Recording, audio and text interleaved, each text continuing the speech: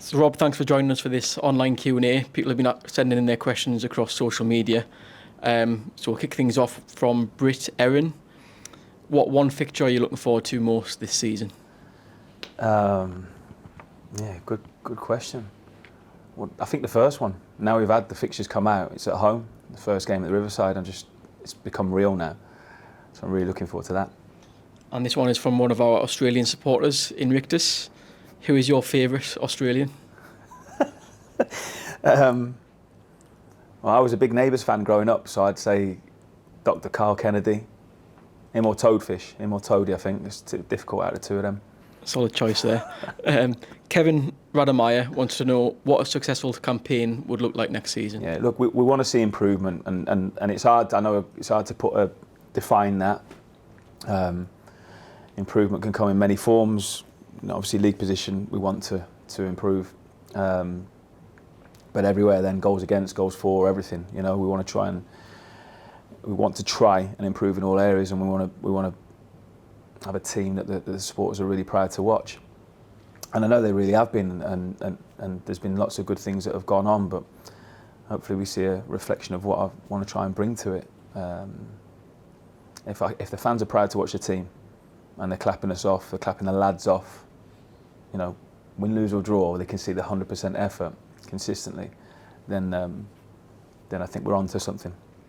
I can almost predict your answer to this one before I ask it, but from John Cutler, he wants to know what ideally your preferred formation is, or is that a fluid thing? No, I think it's fluid, Dan. Yeah, I mean, I've always, whether it's been at Forest Green, Watford, Luton, and obviously here now, is different groups of players and different ways of playing. And what we want to try and do is get the best out of the players, ask them to do what they're good at. We want to push them and hopefully develop them and get them better. But we want to try and, we want to ask them to do what they're comfortable at doing and what they're really good at doing. And especially these days now, the shape can become one thing when you've got the ball and something else when you haven't got it. I just want us to be really aggressive. I want us to be exciting. I want the ball at the top end of the pitch where the action is. That's what I want. I want a high intensity game.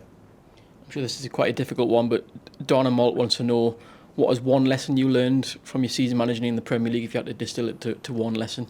It's a different sport there. It really is. Yeah, that's where we all want to be. And I'm desperate to get there again, and I want to be there with this club again at some point over these next few years. It was an amazing experience, but the level, the physicality and the quality is it is a different sport at the moment now. There's a huge gap, but it was amazing to go up against the best and compete with the best, and that's where we want to be.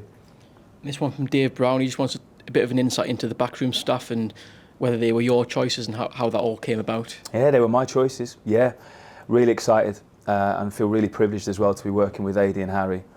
Harry was great. And when you get to know him, and when the supporters will get to know him as well, they'll understand how it's all worked. He got in touch with me when I left Luton, and we've just built a relationship over the last 5 months or so. It's been great. We've gone to games. We've done a coaching session together. We've spoken a lot and had various meetings, and just feel he's got the right qualities for what I need now. Really good coach, great personality. And I think it's important when you're in this position and you're filling in the people around you. You want to be able to try and fill in the blanks, what you haven't got. And Harry gives me loads of qualities that are different to me, but we're quite aligned in our thinking as well. And Adi, I'm sure a lot more people might, because Adi's obviously slightly older, more experienced, and people will be aware of Adi and his journey and where he's been. Bags of experience and high level coach. Look at his time and the players that he worked with at Chelsea, and Harry did as well, obviously with some of the younger age groups. Excuse me. And then what he did then at part of that, at Coventry, that promotions, playoff final, FA Cup semi-final, and everything. That amazing experience. So I think the two of them complement each other and me. And I think the football club really well. So I'm looking forward to working with them. Just following on from that one, RM wants to know, can you sort of define the individual responsibilities yet in terms of the coaching staff, or is that something that's still being sort of worked out? Yeah, I don't think we won't. We're all in this together now. AD and H will do a lot of the coaching, but I come from a coaching background. I coach as well, so that will be shared between us. When one person's working, everyone will be anyway. It won't be just one person and the others just stood on the side, now arms folded. It's not the way things work anyway now. So it'll be very much all of us together working on every part of every session together. And I think that's how it should be. And obviously that's not just us three coaches. I know we're the three new guys that are coming in. That's everybody. If people are out there, if you lot are out there and you're watching and I want you involved in the session, you're getting the balls back to us and you're just making sure that flow of the session is that tempo there. If we want to play with a tempo and an intensity, then we want the sessions to be that way as well. And everyone's going to be involved in it. So yeah, it'll be a collaboration. It'll be all of us working together on it. Perfect. This one from Aflak wants to know, what is your fondest memory as a player and a coach? Fondest memory as a player, I've got a few really proud moments, debuts, for Villa in the Premier League, which was obviously against Middlesbrough, which was a standout moment for me, and then for Wales for the national team as well. So I and my family were really proud of.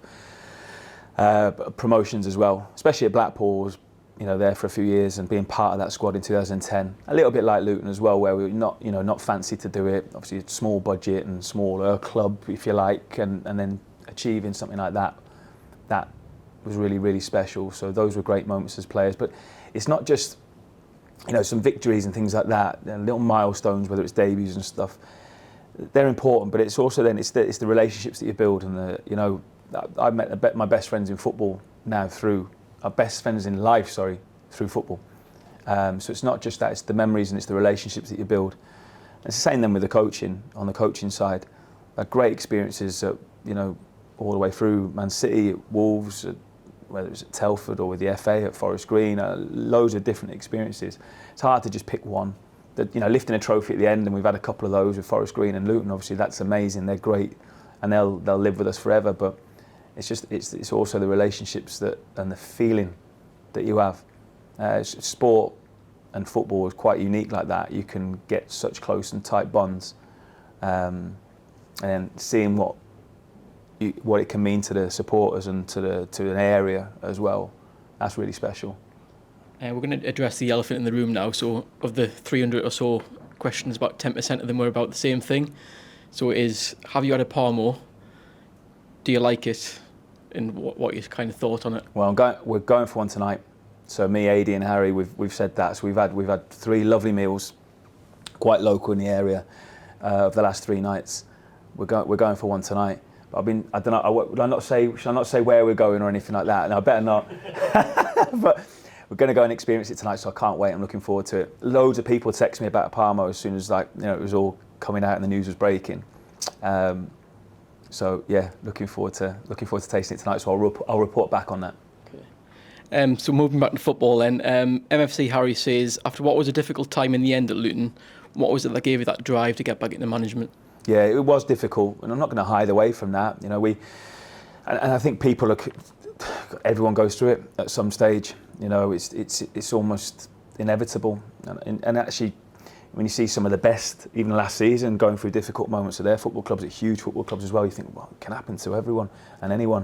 And there was lots of reasons for it. You sort of digest it and you reflect and you think, okay, maybe I could have done that, maybe could have done that. But obviously, in any sort of football club, it's a we, so we're all part of this together as well. So there's things that we could have done better, and but overall, the overriding feeling was real pride in what we were able to achieve. And then there was some it was difficult almost managing a relegation from the Premier League, which a lot of us hadn't experienced before, and that brought with it a lot of challenges that were difficult. So it was tough towards the end, managing energy, because me personally as well, I as the head coach or the manager, everyone's then looking to you and looking at you, and I take it all on, and it's hard not to. So sleep was difficult, eating was difficult. It was a challenge to then really look after myself.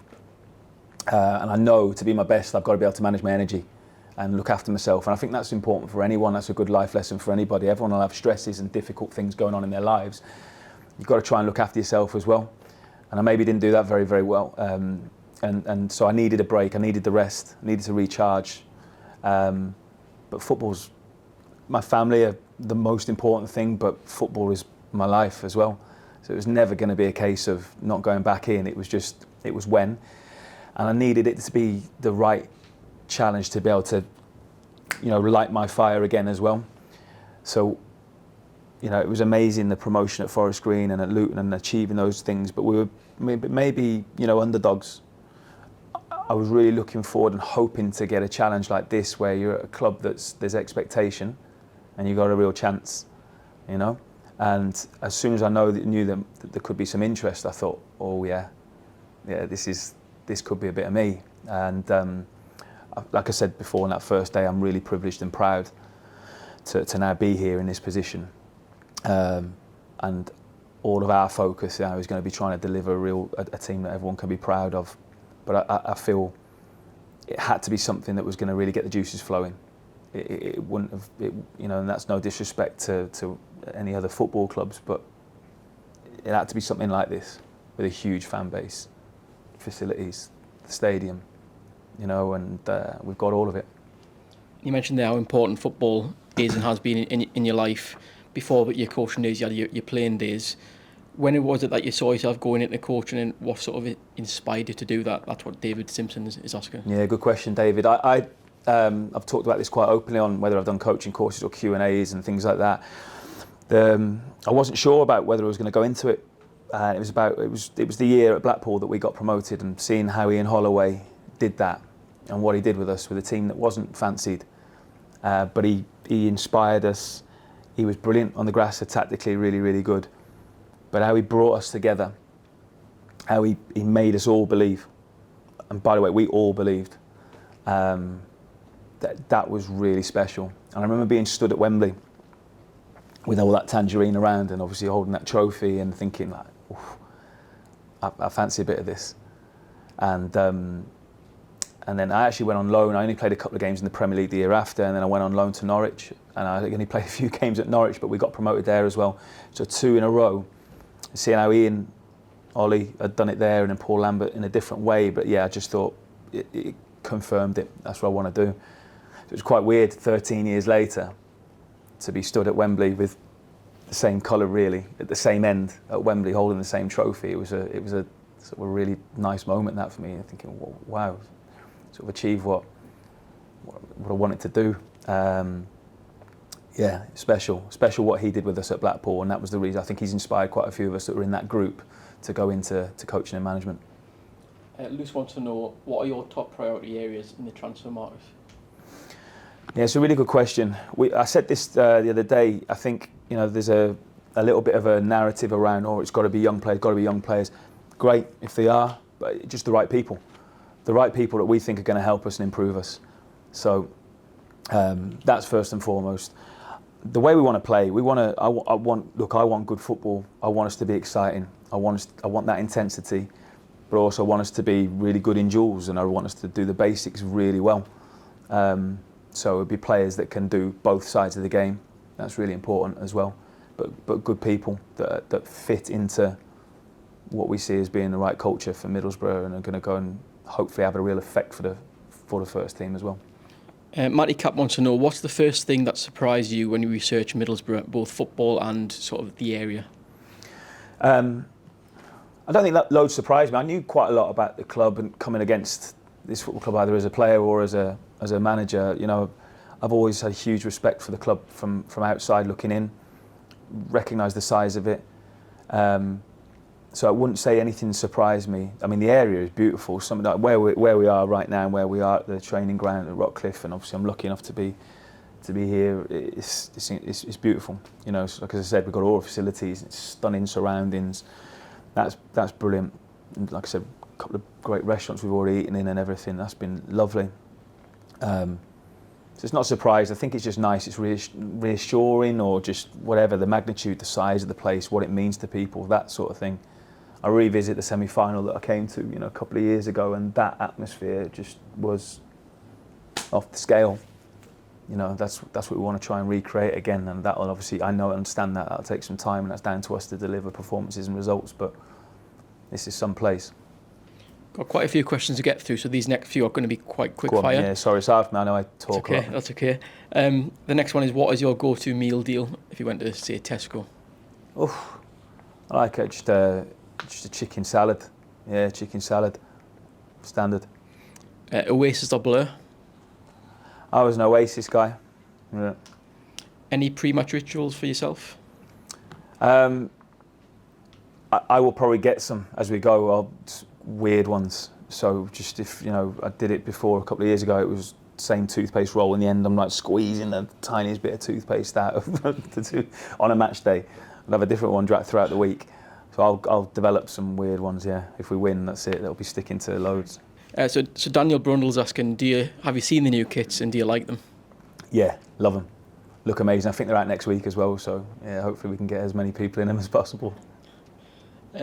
For the love of Boro are asking, Instead of you. as you were born on Christmas Day, he wants to know, did you get 2 sets of presents? So I did. Birthday and Christmas. Yeah, my mum was great with that. Always made everyone get 2 sets of presents. She'd be angry if someone tried to go, there's a joint one. So yeah, I've been very lucky. Sarah wants to know, what are your top 3 priorities right now? Top 3 priorities are to get to know the players and the staff. That's number 1. I think number 2 will be then to try and set the vision really of like what I'm about and what they're going to get from us as a staff. I think that's the players and the staff as well. And then I think so. People, that's number 1. And I think then from those bits, then it'll be about really developing that style of play and how we want to try and go about things, and obviously getting that stuff on the grass right. The first session will be on Monday, and we're really looking forward to getting the balls rolling. Will has asked, is that a skin fade or a taper cut? I don't know. We no, I don't know. To be fair, my wife does it. She's great, so she's always done my hair. So always free haircuts for the last 20 odd years. Perfect. Will Fraser says, what is your go-to takeaway, Chinese or Indian? Yeah, I love them both. That's a tough one to answer that. I can't even answer. I love them both. Okay. Jim says, who is your favourite former Boro player? Well, I know Paul Merson a little bit, playing with him at Villa. So Merce is a big one. And obviously I know Gareth a little bit as well from my time with the FA and Villa as well. So I've got to say probably one of those 2. This one from Chris. What is the most embarrassing artist on your playlist right now? I've got a real eclectic mix. It might not be in the charts, but it'll be from films. And if I see a film and I think, oh, that's kind of inspiring music, then I'll try and I'm showing the family, I'm playing it in the car, and they're like, what is this, Dad? The kids are thinking, you idiot. Maybe I'm just getting a bit embarrassing and I'm old, but a little bit more. I like getting inspired with stuff. So stuff from films, like even random. I know, like the Gladiator music. Like in that, it'll get me going. Excellent. This one from Scott. He's looking ahead to the Rangers game in pre-season and the 8,000 Boro fans going there. Amazing. What do you think about that? Yeah, amazing. That's incredible. Shows the size of the club, doesn't it? LD wants to know, Ronaldo or Messi? I'm a Messi. Middlesbrough 4, your favourite holiday destination? In this country, or in the UK, I love Tenby. South Wales, I love. Always went there as kids. I think if we're going abroad, like Dubai. From Kane, what is your football pet hate? Slow football. Boro News, who is your favourite player of all time?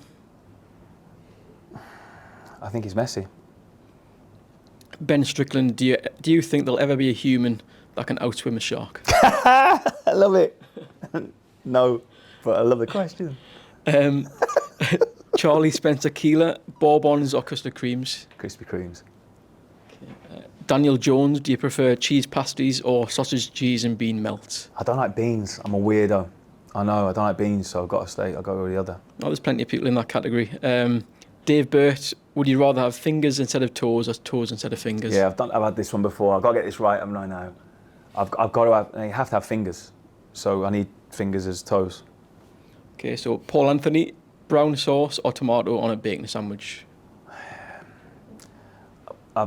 I've changed recently. I've gone to red now. Maybe my taste buds have changed or something. Possibly. We've got through a lot here, so last 3 questions now.